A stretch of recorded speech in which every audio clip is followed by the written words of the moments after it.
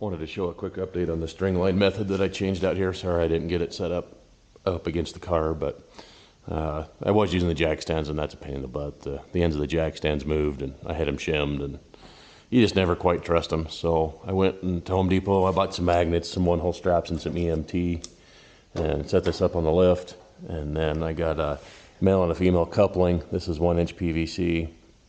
The through hole is just big enough to run the EMT through it.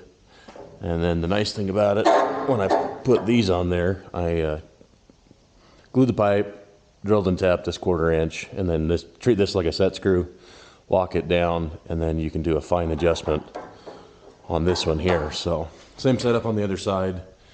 So once you get your course adjustment in on your lock nuts or these set screws, then you just do an 1/8 of a turn and an 1/8 of a turn, and you can really dial in the string to get it centered up against your hub. So anyway, I really like that method. Seems to work pretty good.